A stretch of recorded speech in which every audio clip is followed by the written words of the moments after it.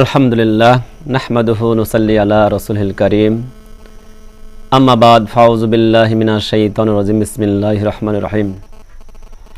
প্রিয় দিনদার ইমানদার যে যেখানে আছেন সবাইকে জানাই আমার আন্তরিক সালাম। আসসালামু আলাইকুম ওয়া রাহমাতুল্লাহি ওয়া বারাকাতুহু। প্রিয় ভাই বোনেরা, আপনারা অবগত আছেন বিশেষ করে আমাদের বাংলাদেশে যে রাজনীতি প্রাঙ্গণে যে আলোচনা, যেসব কথা, যেসব রিপোর্ট আমরা যা দেখতে পাই, আসলে আমি এর আগে বলেছিলাম যে সবাই আমরা নেতা হতে চাই, কেউ জনগণ হতে চাই না। সবাই আমরা বক্তা হতে চাই কিন্তু শ্রোতা হতে চাই না। কেন বলেছিলাম? অবশ্যই দেখা যায় একজন সাধারণ মানুষ যদি অসুস্থ হয়, যদি কারো কাছে বলা হয় ভাই আমি অসুস্থ হয়েছি, এই রোগ, দেখা যায় বিশেষ করে বুদ্ধি দেওয়া শুরু হয়ে যায়। অনেক লোকে বলে যে আমি এই ডাক্তার দেখাইছি, এই ডাক্তার দেখালে ভালো হয়, বা এই ওষুধ খেলে ভালো হয়, এটা করলে ভালো হয়। মানে অনেক অনেক রোগের চাইতে অনেক সাজেশন বা বুদ্ধি পরামর্শ দেওয়ার লোক বেড়ে যায়। আমি তখন মনে করে হাসি আর বলি যে মনে হয় পৃথিবীতে যে রোগের চাইতে মনে হয় ডাক্তার বেশি। কারণ একজন লোক যদি অসুস্থ হয় তখন বিভিন্ন মানুষ এসে তাকে বুদ্ধি পরামর্শ দিয়ে বিভিন্ন রকমের ডাক্তারি চিকিৎসা শুরু করে দেয়। ভাই আসলেও আমার ধারণা এটাই মনে হয় বারবার যে ডাক্তারের চাইতে রোগের চাইতে ডাক্তার বেশি। কেননা বোঝা যায় যিনি অসুস্থ হন এবং তিনি বুঝতে পারেন। আর এই যে নেতা, বাংলাদেশের যে পরিস্থিতি লক্ষ্য করে দেখা যায়, প্রধান উপদেষ্টা থেকে শুরু করে, এখন তো শুধু প্রধান উপদেষ্টা আছে এবং আগে যা সরকার ছিল, সরকার প্রাঙ্গণ থেকে শুরু করে এবং বিভাগ, মেয়র, বিভাগ, জেলা, উপজেলা, থানা, ইউনিয়ন নেতা এবং দেখা যায় ওয়ার্ড নেতা, বিভিন্ন গ্রাম নেতা, সমস্ত নেতা যেসব সেকশনে শুধু একটা করে নয়, কিছু কিছু জায়গায় যেরকম আছে একটা, দুইটা, তিনটা, চারটা, এরকম কিছু কিছু সেকশনে দেখা যায় 10টা 20টা করে নেতা। বা এত নেতা যা হিসাব করে কখনো কখনো আমার মনে হয় সেই ডাক্তারের সেই রোগীর গল্পের মতো যে জনগণের চাইতে মনে হয় নেতা বেশি। ভাই আপনি নেতা হয়ে কি করবেন? কি এনে দেবেন এই জাতির জন্য? প্রশ্ন একটাই, আপনি কি নেতা হয়ে এ দেশে আপনি শেয়ার বাজারে লুটপাট বন্ধ করতে পারবেন? ব্যাংক ব্যালেন্স হাজার হাজার কোটি টাকা লুট বন্ধ করতে পারবেন? আপনি নেতা হয়ে এ দেশে কি মা বোনদের দর্শিতা বন্ধ করতে পারবেন? আপনি নেতা হয়ে এ দেশে খুন খারাপের হাজানি বন্ধ করতে পারবেন? কি পারবেন আপনি?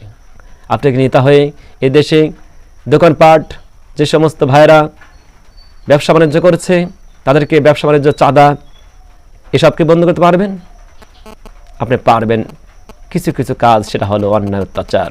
প্রথম যে কাজটা পারবেন সেটা হলো সুন্দরী নারীদেরকে নিয়ে আপনি দর্শন করতে পারবেন, জেনা করতে পারবেন। এটাই তো আপনাদের কাজ। এত নেতা কেন ভাই? এই রাষ্ট্রে বিভিন্ন জায়গায় যে সেকশনে যে নেতা রয়েছে, অনেক অনেক নেতা, এত নেতার কি প্রয়োজন দেশে? প্রয়োজন, আমি যেটা মনে করি, একজন ভালো শাসক, একজন ভালো নেতা যিনি হবেন, সেই রাষ্ট্রে বেশি নেতা লাগে না। একজন ভালো শাসক এবং ধর্মভীরু, আল্লাহভীরু যিনি থাকবেন, সেই রাষ্ট্রে এত নেতা লাগবে না। কারণ চোর, ডাকাতি, অন্যায় অত্যাচার, খুন খারাপি এমনি কমে যাবে। নেতা হওয়ার বিশেষ কিছু গুণ থাকতে হয়।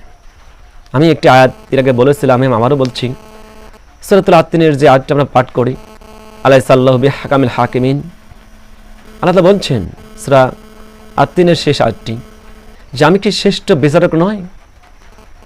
পৃথিবীতে যে যতই বিচারক হও বা নেতা হও, সমাজ নেতা, ইউনিয়ন নেতা, ওয়ার্ড নেতা, জেলা নেতা, সরকার, যে রাষ্ট্রের যে নেতাই হোক না কেন, তোমরা সাবধান হয়ে এই বিচার বিশ্লেষণ কাজ করবে।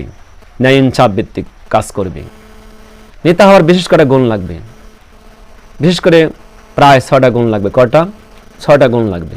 তার 1 নম্বর গুণ হলো থাকতে হবে, 1 নম্বর গুণ হলো এই পৃথিবীতে যিনি নেতা হবেন তার প্রথম গুণ থাকতে হবে সেই ব্যক্তি যেন ইমানদার হয়। কি হয়? ইমানদার। 1 নম্বর ইমানদার হতে হবে।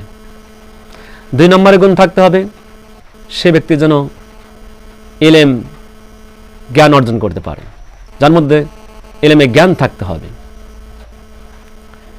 দিনী ইলমের জ্ঞান না থাকলে সে নেতা হতে পারবে না। 3 নম্বর হলো তিনি নামাজ শুধু পড়লে হবে না, নামাজকে কায়েম করতে হবে। 3 নম্বরে নামাজ কি? কায়েম করতে হবে, প্রতিষ্ঠিত করতে হবে সমাজে। এবং 4 নম্বরে আপনাকে ধৈর্য দান করতে হবে, সবর করতে হবে। বিভিন্ন মানুষ, বিভিন্ন সন্তান, বিভিন্ন ছেলেমেয়ে, বিভিন্ন সাধারণ মানুষ আপনাকে বিভিন্নভাবে প্রশ্ন করতে পারে, যা আপনি ক্লান্ত বা অধৈর্য হয়ে কোনো একটা অন্যায় অত্যাচার করে যেতে পারেন। সেজন্য আপনাকে ধৈর্যশীল হতে হবে। এরপরে আসুন 5 নম্বর।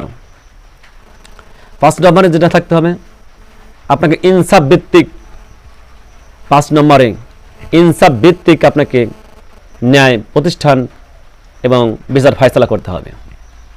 ইনসাফ ভিত্তিক, কোনো পক্ষপাতিত্ব করে নয়, আল্লাহকে ভয় করে ইনসাফ ভিত্তিক বিচার ফয়সালা কাজ করতে হবে। আর 6 নম্বর যেটা সামাহাত থাকতে হবে।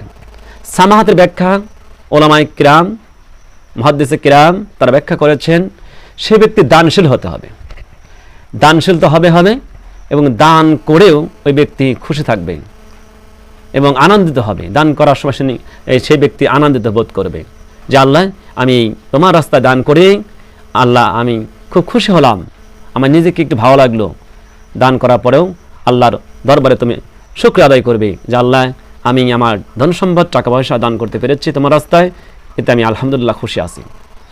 এর নামই হলো সামাহাত, ধৈর্য ধারণ। এবং দান করেও যে ব্যক্তি খুশি থাকবে সেই ব্যক্তি হলো একজন সামাহাত, তার ভেতরে আসলো, নেতা হতে পারবে। তাহলে আসুন, এই 6টি গুণ যার মধ্যে নেই সে নেতা হতে পারবেন না। আর যদি নেতা হন তাহলে আপনার ধারা এই সমাজে কি হবে? এই সমাজে ডেন্ডারবাজি, চাঁদাবাজি, লুটতরাজ, খুন খারাপি, রাহাজানি, বদমাশি, জেনা, ব্যভিচার, বিভিন্ন অঙ্গনে হাজার হাজার কোটি টাকা লুটপাট এবং ব্যাংক ব্যালেন্স ছিনতাই, বিভিন্ন ধরনের আপনার ধারা হতে পারে। হওয়া এটাই স্বাভাবিক, এটাই বাস্তব। আর যদি আপনার মধ্যে আল্লাহ ভীরু, খোদা ভীরু থাকে তাহলে আপনি এসব করতে পারবেন না। মোহতারাম হাজরিন, যে কথা আমি বলতে চেয়েছিলাম, নেতা হওয়ার বিশেষ কটা গুণ, 6টি গুণ আপনার মধ্যে থাকতে হবে। আর আপনি নেতা হয়ে এই সমাজটা কি করবেন, কতদূর পর্যায়ে নিয়ে যাবেন, সেদিকে লক্ষ্য রাখতে হবে। প্রিয় ভাই বোনেরা, আজকে এই পর্যন্তই। দেখা হবে অন্য বিষয়, অন্য একদিন অন্য বিষয় নিয়ে। আসসালামু আলাইকুম ওয়া রাহমাতুল্লাহি ওয়া বারাকাতুহু।